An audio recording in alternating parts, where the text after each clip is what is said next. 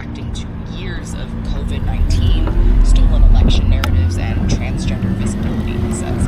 A shared, embattled subculture. They feel like they're on the outs. They believe that our votes are against them, intellectuals are against them, that science is moving in that situation. Adding in a spoonful of current-day conspiracism helps to frame building a separate, untainted economy as a matter of survival. Financial organizations can freeze or shut down accounts. It's sometimes referred to as debanking. Figures on the right have framed this happening as political persecution for years, but it's nearly impossible to know how often debanking happens because banks and payment processors rarely spell out their reasons. Take the situation the conference itself faced with Stripe. The payment processor would not comment on what happened. It's considered private client information. More often than not, financial experts believe people lose their services over mundane technical violations, so it loses their account. But there is another category of very high-profile examples. The bulk of it happens as a response to some tragedy in the real world. That's Megan Squire with the Southern Poverty Law Center. She's talking about violent episodes like the deadly 2017 White Power rally in Charlottesville, Virginia, and a whole slew of mass shootings explicitly motivated by hate. Another big wave of debanking came after January 6th. And Squire says she's watched far-right.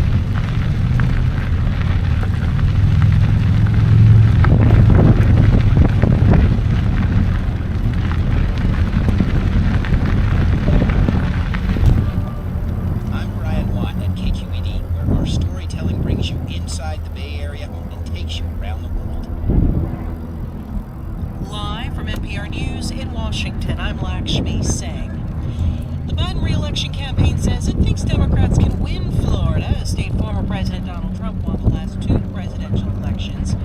This week, the state Supreme Court allowed a 6-week abortion ban to take effect, but it also ruled that in November, voters will have a final say on a ballot proposal to enshrine abortion rights in the state constitution. NPR's Tamara Keith. A Democratic presidential candidate hasn't won in Florida in more than a decade, but Biden 2024 campaign manager Julie Chavez Rodriguez says that with abortion literally on the ballot, Florida is once again in play.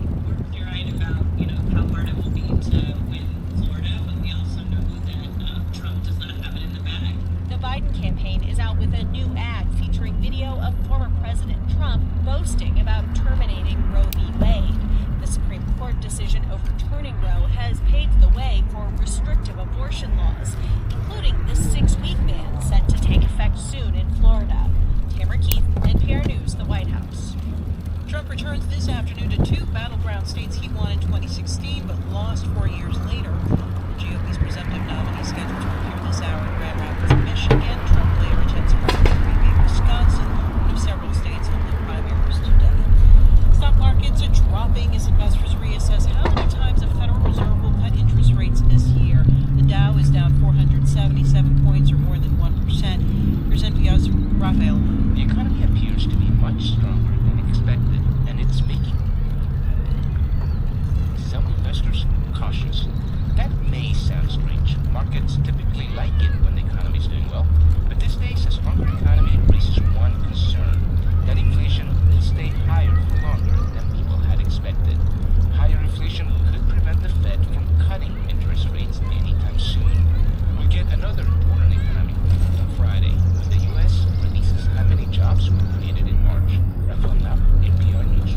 Israel's legislature passed a law allowing the government to ban the Al Jazeera news network from reporting in the country. More from NPR's Iowa Trolley. Prime Minister Benjamin Netanyahu wrote on X that he plans to act immediately in accordance with the new law to stop Al Jazeera's activity. He accused the Qatari-backed news channel of incitement. The bill passed in Israel's Knesset with a sweeping majority of its members voting in favor. It allows for the closure of any foreign media networks in Israel that are perceived to pose a harm to national security. Such channels would not be accessible on TV in Israel, and their broadcast equipment can be confiscated. The White House described the move as concerning. That's NPR's Iowa Trolley reporting. At last check on Wall Street, the Dow Jones Industrial Average was down 484 points, or 1.2%. S&P is down 1%. You're listening to NPR News. Live from KQED News, I'm Paul Lang. Thousands of nurses in Santa Clara County are on strike today. That's after months of negotiations between the Registered Nurses Professional Association and the county failed to produce a contract. KQED's Samantha Lim reports. Nurses began striking this morning and will continue until Friday. Negotiator James Mount says nurses are frustrated because the county hasn't addressed the pay inequities and safety concerns they've brought up. We didn't want to strike.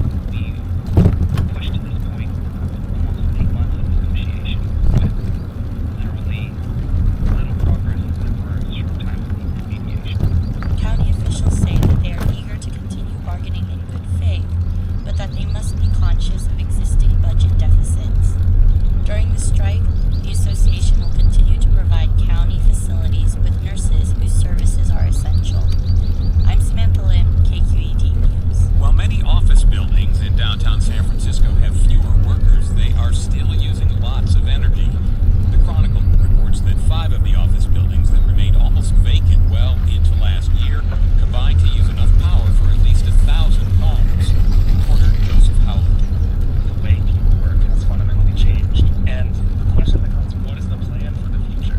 Are we going to still have these giant towers of carbon emission towering over our city with nobody inside of them? But the problem is exactly what you can do about that. Like knocking them down and building something new has a huge carbon cost too. And converting them is really, really difficult. Air conditioners and elevators in the buildings weren't designed to be shut down for extended periods of time without jeopardizing safety.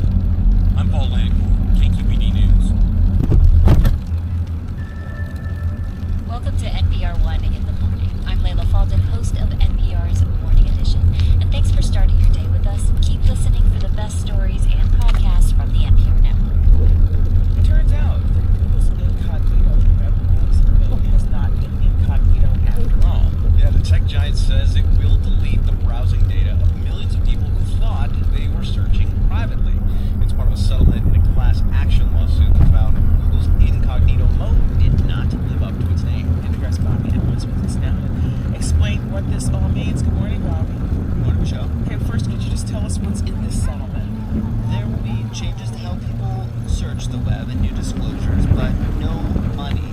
Back in 2020, consumers filed a $5 billion class action lawsuit against Google. It alleged that Google was tracking and collecting searching for, what sites they visited, even when they were in this so-called incognito mode. That's a setting of Google's Chrome browser that, is supposed to let you surf the internet in a more private way. Turns out, not so much. And so Google has agreed, as you mentioned, to delete billions of data records from people who are using incognito mode. Google is going to give people more control over what's being collected, and the company now has to be more clear about what kind of tracking it is doing. Yet Google got something out of this too and won't be paying any monetary damage to consumers or any fines. That's interesting. No money for consumers and no fines. So how did Google get away with this to begin with? For the past 16 years, Google has offered this service, this incognito mode, that did limit how much data was being collected if you just were on the Chrome browser. But here's the rub, Michelle. As soon as you went to any website on the browser, Google got the data anyway, kind of through a back door, because those websites were using tools to track users, and Google owned those tools. So nothing we do online is invisible, and this is a reminder of that.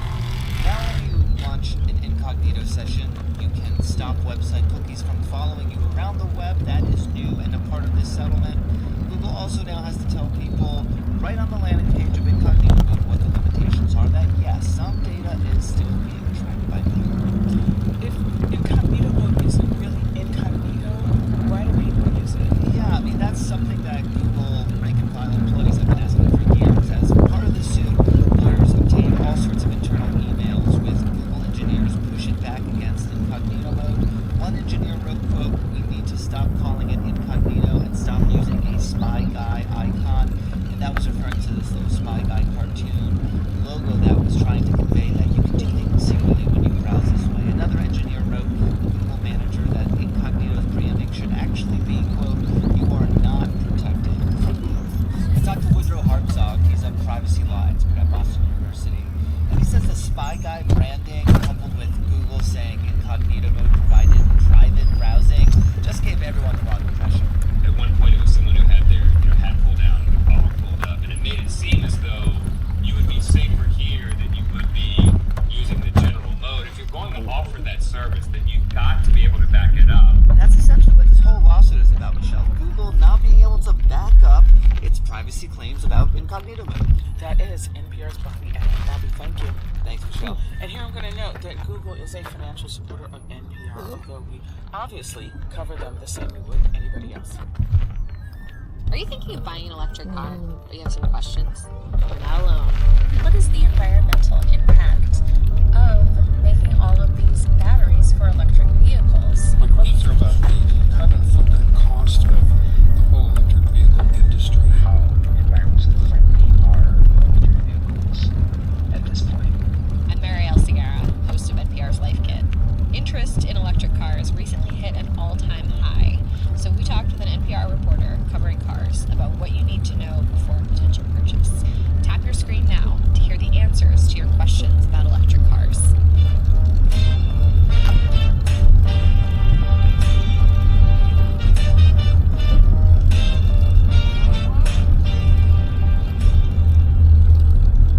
The last known survivor of the attack on the USS Arizona in Pearl Harbor has died at the age of 102. Luke Hunter was on the battleship in December of 1941 when Japan bombed Pearl Harbor, drawing the U.S. into World War II.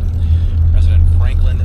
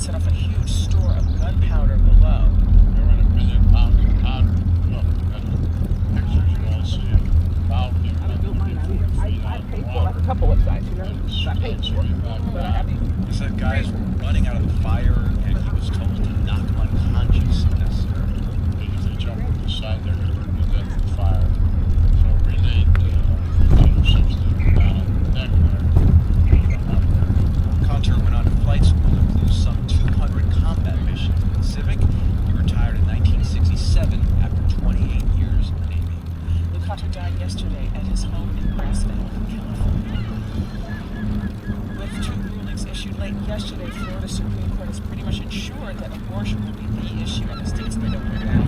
Yeah, the court is letting a law stand that bans abortions after 15 weeks. Now, that ruling also triggers a 6-week abortion ban taking effect next month. But in a separate opinion, the court says a constitutional amendment protecting the right to abortion will appear on the ballot in the general election, and that leaves the final say up to voters. NPR's Greg Allen is in Miami. He's going to tell us more about all this. Good morning, Greg. Morning, Michelle. So let me start by asking, where do things stand now in Florida when it comes to abortion access? Right, well, with yesterday's 6-1 court decision, women can get an abortion in Florida after 15 weeks unless there's a fatal fetal abnormality or if it's necessary to prevent serious injury or to save the life of the mother. That law was passed in 2022, didn't go into effect while there was a court challenge pending.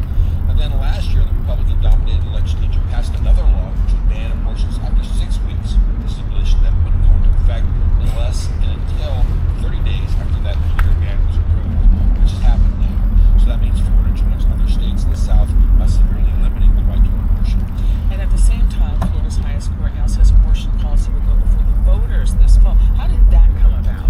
Well, abortion rights groups started working on getting the issue on the ballot after lawmakers passed that 15-week ban. They gathered nearly 1 million signatures, which is more than enough to qualify. The language of the ballot measure, though, had to be approved by Florida's Supreme Court. And this is what the ballot measure says.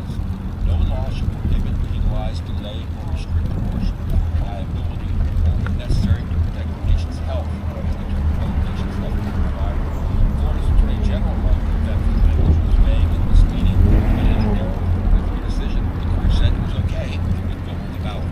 You know, and there's some precedent here. States that have put abortion on the ballot, abortion rights supporters have consistently won. So what are the anti-abortion activists in Florida planning to do now in Florida?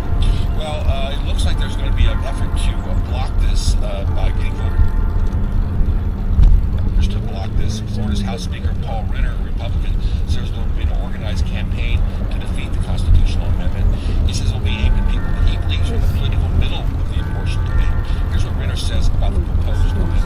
It is extreme in its scope. It is a product of really abortion rights activists who have crafted this well beyond where most Floridians will find themselves, including Floridians who would consider themselves pro-choice. Renner says he thinks Florida's soon-to-take-effect 6-week ban should be considered a moderate approach in his view because it allows exceptions for fetal abnormalities and to protect the life of the mother. And briefly, do people think that having abortion on the ballot will affect other key races in November, including the presidential election?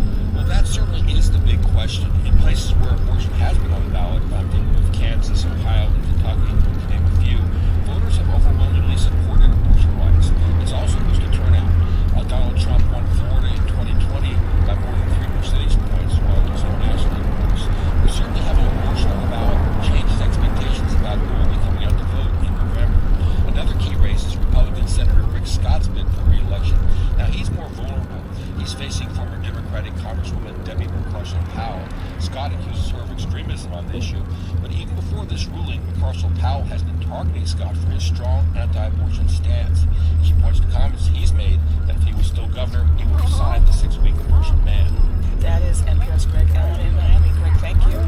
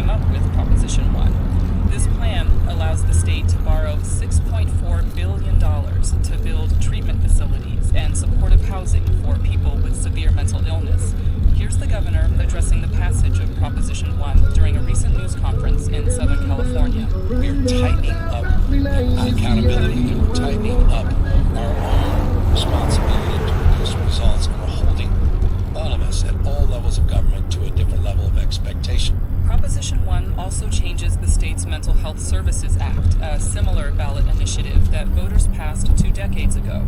For more on all this, we're joined by Dr. Thomas Insel. He's a neuroscientist and psychiatrist based in San Francisco. He's also the former director of the National Institute of Mental Health and author of the book Healing, Our Path from Mental Illness to Mental Health. Welcome, Doctor. Thanks, sorry.